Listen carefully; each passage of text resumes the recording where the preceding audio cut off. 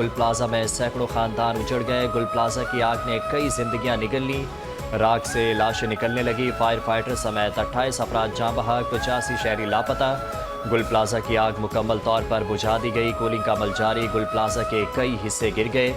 मुतसिल building के भी 2 pillar टूट गए। बाकी ढांचा किसी भी वक्त गिरने का खदशा। धुएं और तपिश के बायस इमदादी कार्रवाइयों में दुश्वारी का सामना। प्लाजा की छत पर बनी पार्किंग से 32 गाड़ियां उतार ली गईं। कारें, मोटरसाइकिलें और रिक्शा महफूज हालत में मालिकान के हवाले।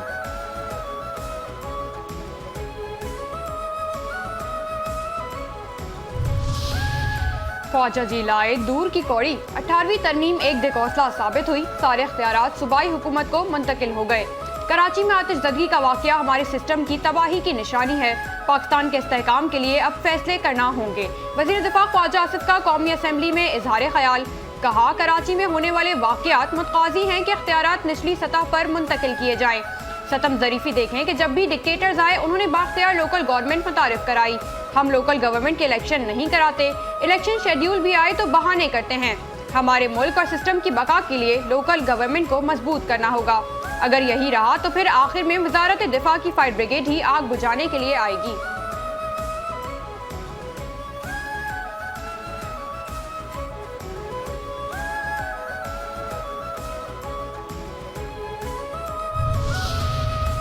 फारूक सत्तार विफाक के नाम सूबे के शिकवे। कौमी असम्बली में सानिया गुल प्लाजा पर एमक्यूएम पाकिस्तान और पीपल्स पार्टी आमने सामने। कौमी असम्बली में सानिया गुल प्लाजा पर बहस। एमक्यूएम की जानिब से नए इंतजामी यूनिट्स और बल्दियाती इदारों को मजबूत करने का मुतालबा। फारूक सत्तार ने कहा, आग अब कराची के हर शहरी के दिल में लगी हुई है। नए इंतजामी यूनिट्स बनाना मुल्क की तकसीम नहीं, इसको सियासत की नजर ना करें।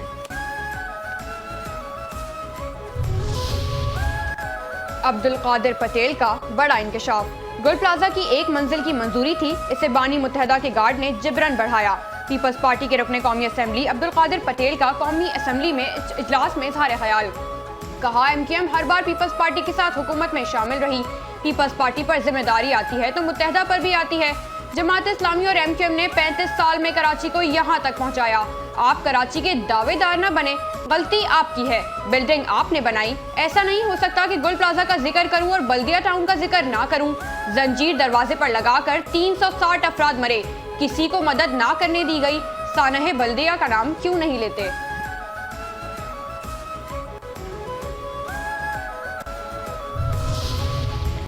ये अजीब है, एक वाक़े को बुनियाद बनाकर आप सूबों तक 18वीं तरमीम और बुनियादी तालीम तक चले गए। आग लगती है तो तरक्की याफ्ता ममालिक में भी इमलाक को नुकसान पहुँचता है। न्यूजीलैंड में आग लगी तो 40 अफराद जाँ बहक हो गए थे। लाहौर में हफीज सेंटर में 3 मरतबा आग लगी लेकिन इस पर कोई सियासत नहीं की गई। ये आग है, हो जाता है। शैला रजा का कौमी असम्बली इजलास में इजहार ख्याल। कहा, ज़रूरी नहीं कि हादसे के वक्त वज़ीर आला और वज़रा पहुँचें, रेस्क्यू इदारों का पहुँचना ज़रूरी होता है। खालिद मकबूल सिद्दीकी की दुहाइयाँ। कराची का मुल्क की तरक्की पर बराह रास्त असर पड़ता है। वज़ीर आज़म का वज़ीर आला को फ़ोन कर देना काफ़ी नहीं। मुत्तहदा पाकिस्तान के रहनुमा खालिद मकबूल सिद्दीकी कहते हैं, वज़ीर आज़म साहब, हम आपके इत्तेहादी हैं। शहर का 88% मैंडेट आपसे मुखातिब है। सोग मनाने की भी इजाज़त नहीं। हम उम्मीद ही नहीं रखते, इसलिए कोई मुतालबा नहीं है। ये हादसा नहीं, सानेहा है। पुलिस वीकेंड पर छुट्टी मनाने चली जाती है।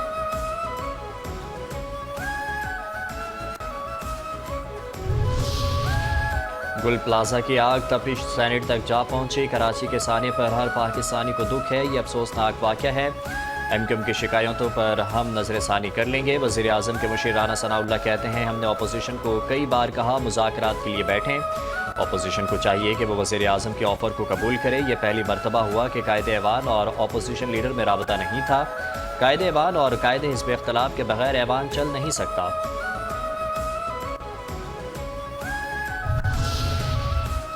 फर्ज की राह में जान के नजराने।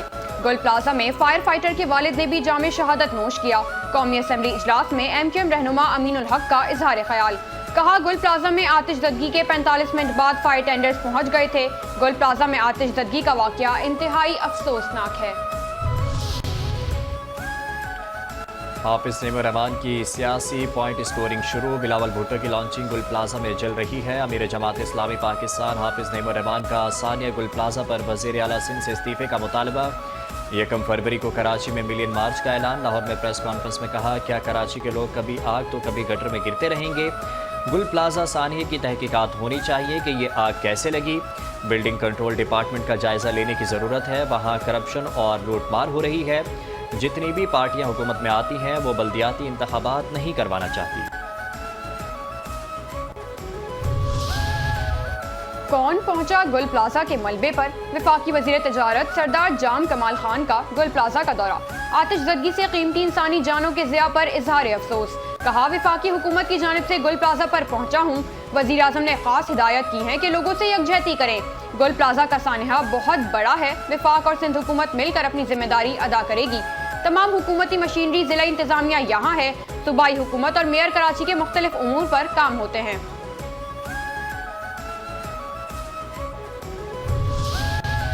गवर्नर सिंध की अहम प्रेस कॉन्फ्रेंस। हमें गुल प्लाजा सानिया से सबक सीखना होगा। सिर्फ गुल प्लाजा नहीं, तमाम प्लाजा की सेफ्टी पर बात करना होगी। रिश्वत लेकर दुकानों की इजाज़त देना रिश्वत नहीं बल्कि ये कत्ल है। कानून के बरक्स प्लाजा बना हुआ है या बनने जा रहा है तो हमें उसे रोकना होगा। गवर्नर सिंध कामरान खान टिसूरी की कराची में प्रेस कॉन्फ्रेंस। कहा, इस शहर को आहों से हम सबको डरना चाहिए। हम एक दूसरे को नीचा दिखाने में बहुत गिर चुके हैं। हुकूमत सिंध पर तनकीद नहीं कर रहा। पार्किंग प्लाजा खाली पड़ा है। तजवीज़ है मुतासरा ताजरों को वहाँ मुंतकिल किया जाए। इतने सालों से गुल प्लाजा की मैनेजमेंट का क्या किरदार था, इस पर भी बात करनी चाहिए।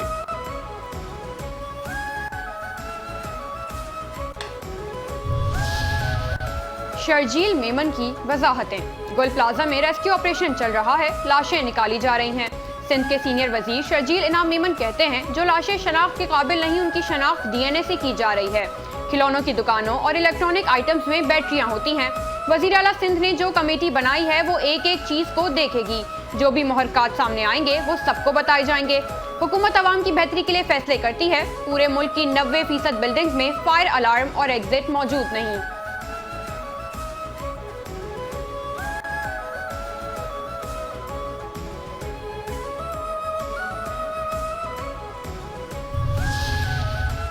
खालिद आराई का हाथ गमज़दा खानदानों के साथ। Chairman channel 5 news metro 1 news Khalid Arai का आज सुबह गुल प्लाजा का दौरा।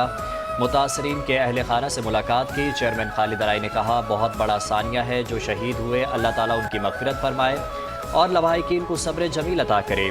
फायर ब्रिगेड के बहादुर नौजवान फुरकान को सलाम पेश करता हूँ। फायर फाइटर फुरकान हमारा हीरो है। हकीकतन उसने अपनी जान का नजराना पेश किया। फुरकान की तरह अगर दीगर जिम्मेदारान भी अपना काम जिम्मेदारी से करते तो नौबत यहाँ तक ना आती। 90% मेमन कम्युनिटी को यहाँ नुकसान हुआ है। शहर के बड़े ताजिर रहनुमाओं से अपील है कि वो यहाँ आकर जितनी हो सके मुतासरीन की मदद करें।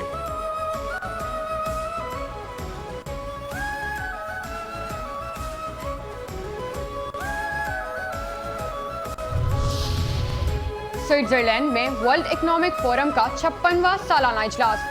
वजीर आजम शहबाज शरीफ इजलास में शिरकत के लिए ज़्यूरिख पहुंच गए।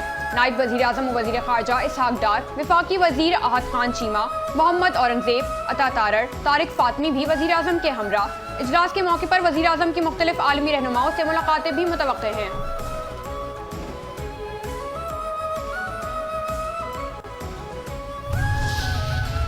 अफगानिस्तान से लोगों को लाकर बसाना फाश गलती थी। दुश्मनों के साथ आवाज़ मिलाकर पाकिस्तान के खिलाफ जहर उगला जाता है। वज़ीर आज़म शहबाज शरीफ का कौमी वर्कशॉप में KP के शुरका से खिताब। कहते हैं, क्या वजह है कि दहशतगर्दी ने दोबारा सर उठाया। सवात से सैकड़ों दहशतगर्दों को किसने रिहा किया। रियासत दहशतगर्दी के नासूर को जड़ से ख़त्म करने के लिए पुरज़्म है। KP में जो तरक्की होनी चाहिए थी वो नज़र नहीं आती। भारत ने पाकिस्तान के खिलाफ जहरियत की। पाकिस्तान ने भारत के साथ जहाज़ गिराए। अफवाज पाकिस्तान ने दुश्मन को वो सबक सिखाया जो वो क़यामत तक याद रखेगा।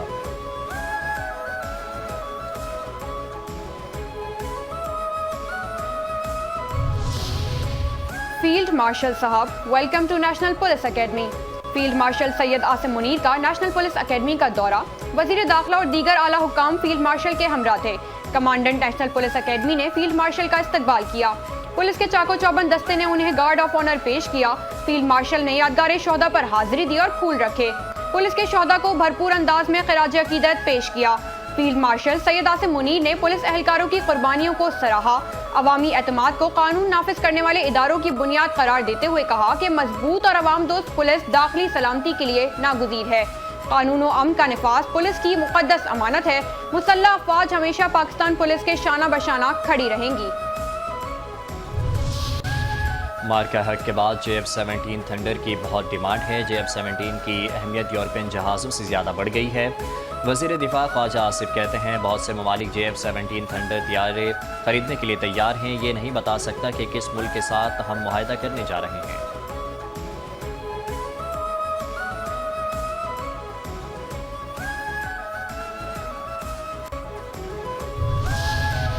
क्यों जल रहा है केपी? PTI की पॉलिसियों और सूबाई हुकूमत की नालायकी की वजह से केपी जल रहा है।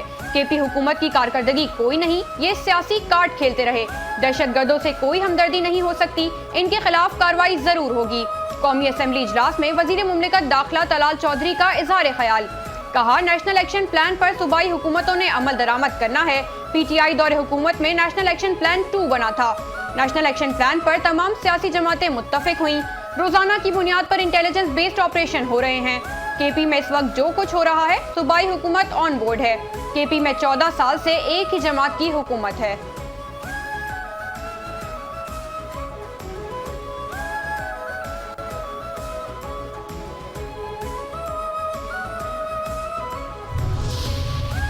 कॉलम निगारों की यूनियन मेहमान बने तारड़। PTI दहशतगर्दों की खैरख्वाह है। मखसूस गिरोह मुल्क में दहशतगर्दी की कार्रवाइयों पर एक लफ्ज़ भी नहीं बोलता।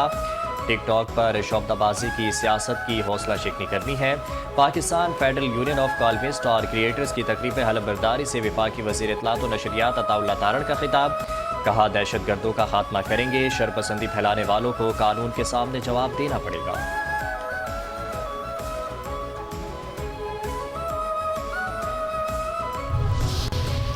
वज़ीर आला सरफराज बुगटी ने कहा कि बलूचिस्तान में मिसिंग पर्सनस का मसला मुस्तकिल बुनियादों पर हल कर दिया गया। मुख्तलिफ लोगों ने मिसिंग पर्सनस के इशू पर सिर्फ सियासत चमकाई, रियासत को मोरद इल्जाम ठहराया और वोट हासिल करने की कोशिश की। हमने पहली दफा इसका हल निकाला है।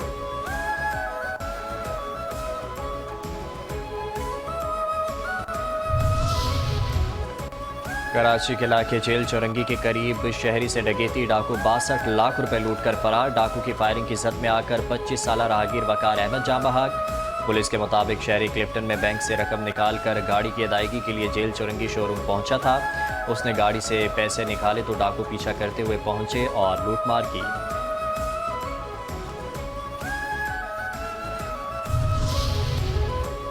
कराची में सुरजानी टाउन पुलिस का अनोखा कारनामा। रिक्शा ड्राइवर फाका कुशी पर मजबूर हो गया। 4 रोज कबल रिक्शा ड्राइवर मोहम्मद बिलाल को ट्रैफिक पुलिस ने रिक्शा समेत सुरजानी पुलिस के हवाले किया। चंद घंटों बाद पुलिस ने मोहम्मद बिलाल को 3000 रुपए लेकर रिहा कर दिया। रिक्शा वापस मिला तो उसमें लगी 12000 रुपए मालियत की बैटरी गायब थी। मुतासरा रिक्शा ड्राइवर कहता है पुलिस ने बच्चों की रोजी रोटी छीन ली। महंगाई के दौर में नई बैटरी खरीदने की इस्तिताअत नहीं। मुतासरा शख्स की पुलिस के आला हुक्काम से इंसाफ की अपील। वाक़े की फौरी तहकीकात और जिम्मेदारी एहलकारों के खिलाफ कार्रवाई का मुतालबा।